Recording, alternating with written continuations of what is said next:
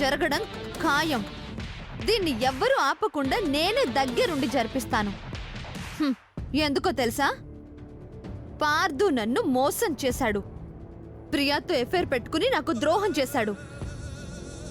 ఆడది దేన్నైనా సహిస్తుంది గాని తన భర్త ఎంగిలి పడటం భరించలేదు. అందుకే ఆ ఎంగిలిని ఆశపడ్డ తనకే వదిలేస్తున్నాను.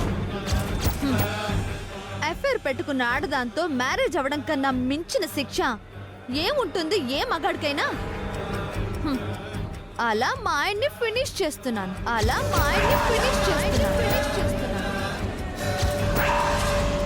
ఇక నా లైఫ్ లో రెండో విలన్వి నువ్వు.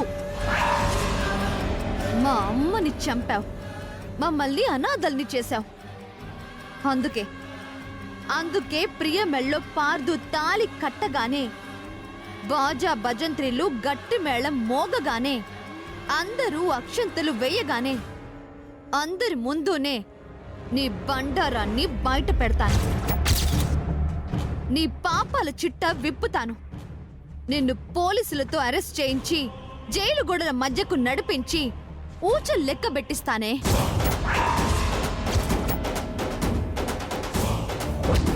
ఇదంతా ప్రియతో పార్దు పెళ్లి చేయకుండానే చేయొచ్చు. కానీ ముందే నిన్ను జైలుకి పంపిస్తే పార్దు పెళ్లి చేసుకోడు కదా. పెళ్లి కాకపోతే పార్దుకి శిక్ష పడదు. అందుకే మీ తల్లి కొడుకులిద్దరికి రేపు డేట్ ఫిక్స్ చేశా.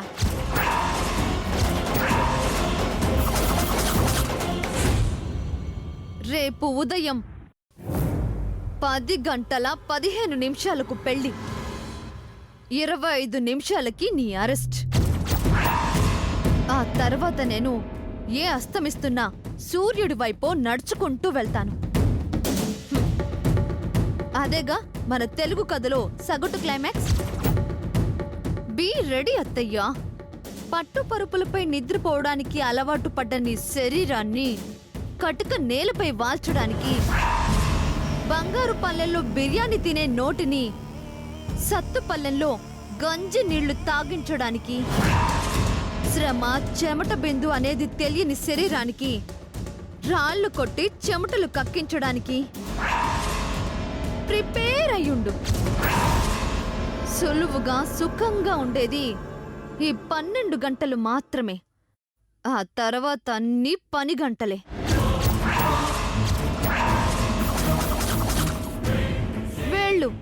వెళ్ళి ఈ లోపు రిలాక్స్ అవ్వు. వెళ్ళు.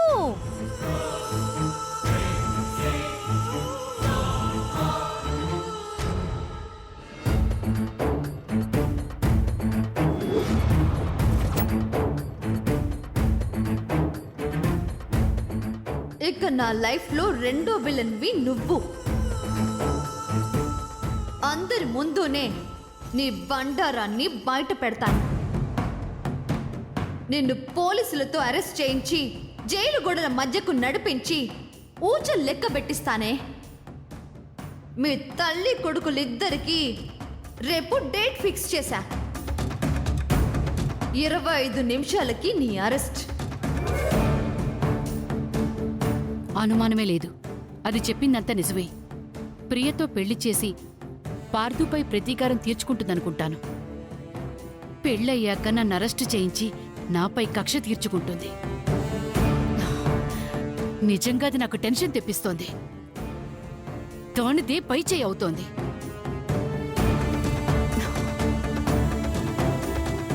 లేదు, అలా జరగటానికి వీల్లేదు. మరేం చెయ్యాలి? ఏం చెయ్యాలి? పెళ్ళి ఆపేస్తే?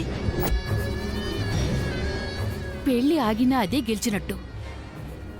పెళ్లి జరిగితే నేను అరెస్ట్ అవుతాను. బా, బలి ఇరికించేసింది. పిచ్చబాగుంది. ఈ సమస్య నుంచి నేను ఎలా గట్టెక్కాలి? ఎలా?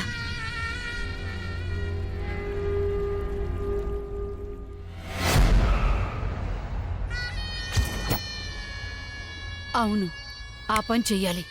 అదే కరెక్ట్. నేను మునగటం కన్నా దాన్ని ముంచడమే కరెక్ట్. హా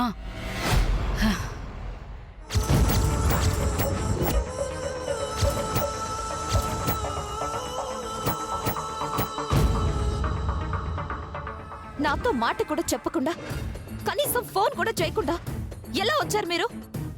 నేనేం చెప్పాను మీకు? నాతో చెప్పకుండా ఏ పని చేయొద్దన్నానా? ఆ వరుదిని మిమ్మల్ని ఎలా కనిపెట్టింది? ఆ అమ్మాయిని ఏమనకమ్మా, తను చాలా మంచిది. అవునమ్మా, నువ్వెంతో తను అంతే. అయ్యో, ఎలా చెప్పాలి మీకు? నేనిక్కడికి రావడమే పెద్ద ప్లాన్. తను ఇక్కడికి మిమ్మల్ని రప్పించడమే ఇంకా పెద్ద ప్లాన్. అవన్నీ మాకు తెలియవమ్మా. నీకు పెళ్లి జరుగుతోందని చూడాలని బయలుదేరాం. దారిలో వస్తుంటే తాను కనిపించి మమ్మల్ని ఇక్కడికి తీసుకొచ్చింది. నేనే అసలు ప్రియను కాదు, మీరసలు ప్రియ పేరెంట్స్ కాదు. అలాంటప్పుడు తను మిమ్మల్ని ఎలా గుర్తుపడుతుంది? ఎలా ఇక్కడికి తీసుకొస్తుంది? అందుకే ఇదంతా ప్లాన్ అంటున్నాను. అనవసరంగా ఇక్కడికొచ్చి నన్ను ఇరికించారు, మీరు ఇరుక్కున్నారు. నువ్వు ఆ అమ్మాయిని అనుమానించొద్దమ్మా. ఏ ఆడపిల్ల చేయనటువంటిది తను చేస్తుంది. తన భర్తని నీకు పంచుతుంది. మనకు కావాల్సింది కూడా నువ్వు అతని భార్య అవ్వడమే కదా. అదే కానీ భోంచేశారా మీరు? ఇంకా లేదమ్మా. అదేంటి ప్రియా, అమ్మ వాళ్ళకు భోజనం పెట్టలేదా?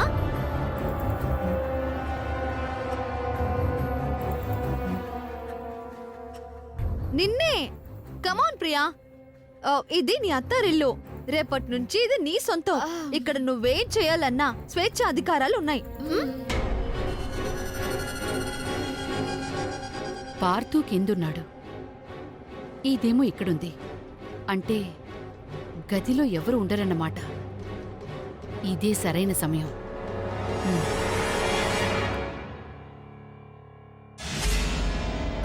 ప్రియా, అమ్మ నాన్న ఇక ఆశ్రమంలో ఉండాల్సిన అవసరం లేదు. నీతో పాటు ఇదే ఇంట్లో ఉంటారు. కూతురువైనా కొడుకువైనా నువ్వే కదా వాళ్ళకి. పార్థు కూడా ఏవి అనరు. కావాలంటే పార్థు నేను ఒప్పిస్తాను, సరేనా? చాలా థ్యాంక్స్ అక్క.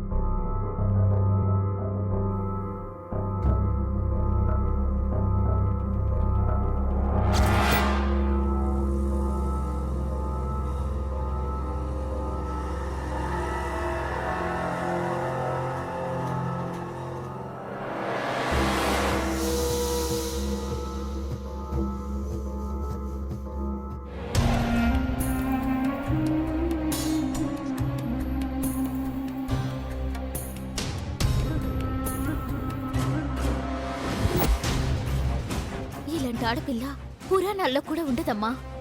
మా అమ్మాయి పాలిట నువ్వు దేవతవమ్మా. అయ్యయ్యో, అంత పెద్ద మాటలు ఎందుకండి? సాటి మనిషిగా నేను చేస్తున్న సాయం మాత్రమే ఇది.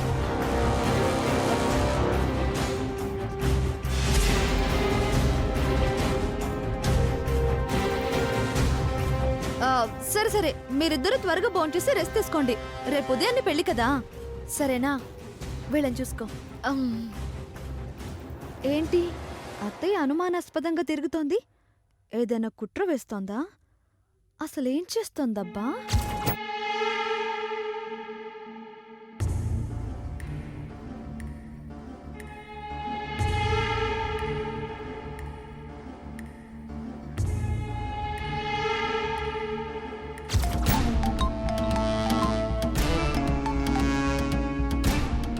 Hello madam. ఎక్కడున్నావు? చిన్న పని మీద ఉన్నాను మేడం. నీతో మళ్ళీ పని పడింది.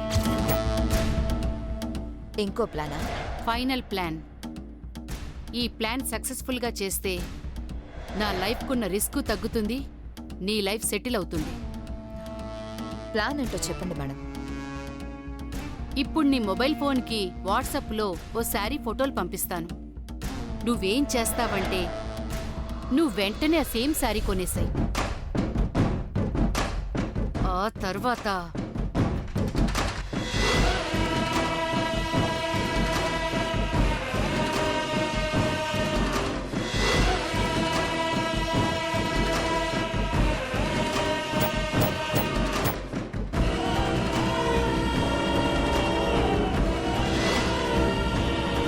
ఇది ప్లాన్. రేపు పక్కగా జరిగిపోవాలి. Okay madam. చెప్పిందంతా గుర్తుందిగా? పిఎస్ఆర్ కళ్యాణ మండపం. రేపు షార్ప్గా 9 కల్లా వచ్చేసాయి. I'm waiting. Okay madam.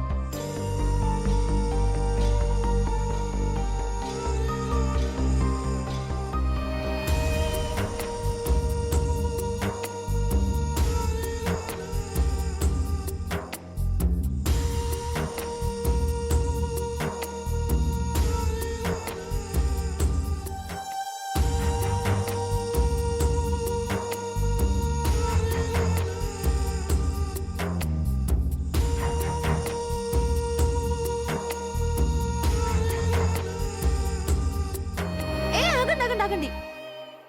ఇలాగే మండపంలోకి వెళ్తారా?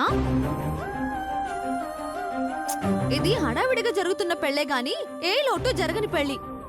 పంతులు గారు, బాజా భజంత్రీలు అందరూ రండి. ఓం ధ్యాయేత్ పద్మాసనస్థాం వికసవదనాం పద్మపత్రాయదాక్షీం హేమాభాం పీతవస్త్రాం కరకలితలసద్దేమ పద్మాం వరాంగీం వాలంకారయుక్తాం సతతమవైధాం ప్రియా పద. శ్రీవిద్యాం శాంతిమూర్తిం సకలదుర్ముఖాం సర్వసంపత్ప్రదాత్రీం కరుణాం కరుణాతరంగితాక్షీం మృగపాశాంతిజపుష్పవానగాభాం హిమాదిభిరావృతాం మయూఖైః అహంత్య విభావయే భవానీ. ఓం క్షీరోధన్వద్వదేశే హృన్మంజులసత్సైకదేమౌక్తికానాం మాలాకృప్తాసనస్థస్ఫటికమణిభైర్మౌక్తికైర్మండితాం. కూర్చోండి.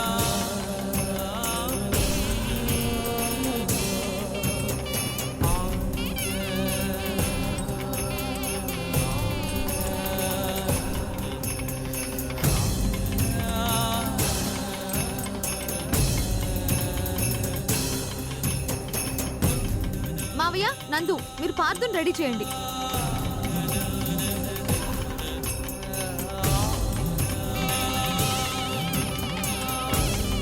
అబ్బా, తొందరగా వెళ్ళి రెడీ అవ్వండి. అత్తయ్య, మీరు ప్రియాని రెడీ చేయండి. పదమ్మా. వెళ్ళండి వెళ్ళండి.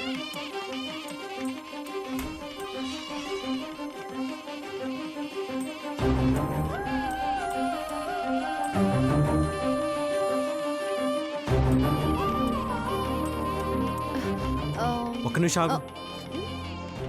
ఏంటి వరుదిని, నీకేమైనా పిచ్చి పట్టిందా? ఎందుకు ఇదంతా చేస్తున్నావు? అదే అడుగుతుంటే చెప్పట్లేదు. దాని కాపురంలో అదే నిప్పులు పోసుకుంటుంది. ఫాల్తూ తప్పు చేస్తే మాత్రం నువ్వు అంతకంటే పెద్ద తప్పు చేస్తున్నవారు. ఇది కరెక్ట్ కాదు. వద్దు వద్దు అని నెత్తి నోరు కొట్టుకుని చెప్తున్నా వినడం లేదు. నీ పెళ్ళయ్యాక నీ పరిస్థితి ఏంటి వరు? నువ్వేమైపోతావు? అబ్బా నాకేం కాదు. ఇంకా మీరెవ్వరూ ఏం మాట్లాడకండి. పంతులు గారు మీరు కానివ్వండి.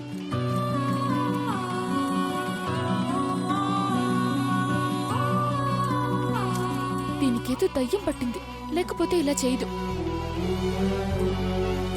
దేవుడా, నువ్వే దీన్ని కాపాడాలి. ఏదో ఒకటి చేసి ఈ పెళ్లి ఆపు దేవుడా.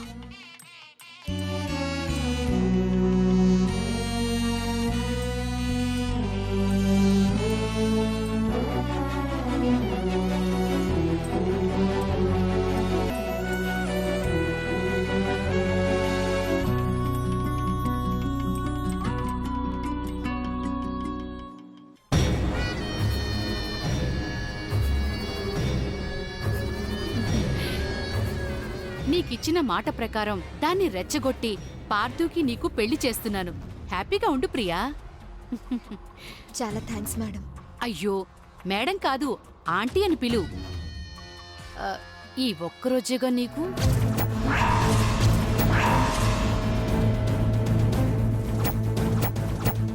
ఈ ఒక్కరోజేంటి? ఆ, అదే నీ కష్టాలు తీరే ఆఖరి రోజు. రేపటి నుంచి నీకన్నీ సుఖాలే, స్వర్గ సుఖాలు.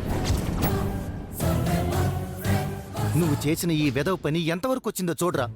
ఈ పెళ్లి జరిగితే వరుదిని గతి ఏం కావాలి? నన్నేం చేయమంటారు? నా తప్పేం లేదంటే మీరు విన్నారా? తప్పు చేసి తప్పించుకోవడం కష్టం రా. కాకపోతే నువ్వు తప్పు చేస్తే శిక్ష వరుదినికి పడుతుంది. కాదు, పెళ్లి పేరుతో నాకు ఉరిశిక్ష పడుతుంది.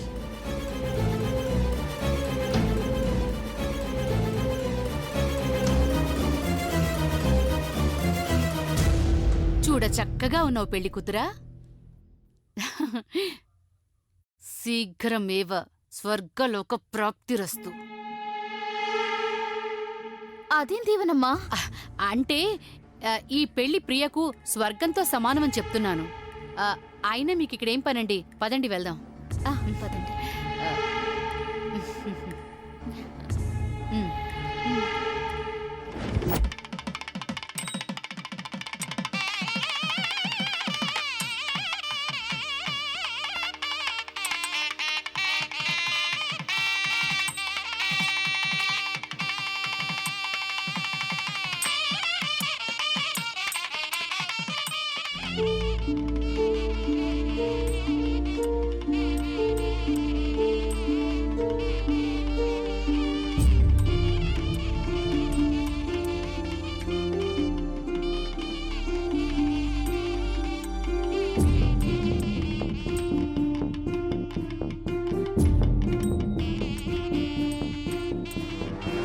అమ్మా, ముహూర్తానికి సమయం అవుతోంది. పెళ్లి కొడుకుని తీసుకురా అమ్మా. అలాగే పంతులు గారు. త్వరగా వెళ్ళు.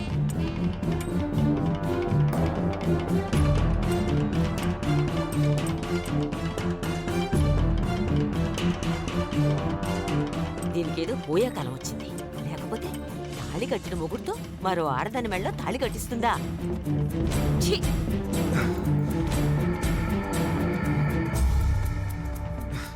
ఈ పెళ్లికి ఇది అవసరమా? అదే మేం కూడా అంటున్నాం.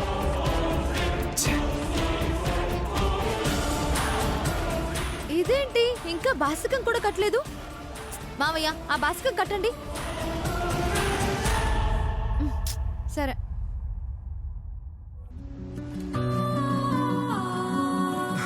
అటు తిరగండి.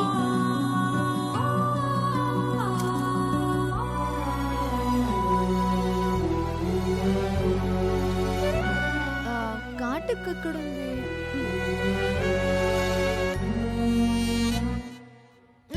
ఇటు తిరగండి.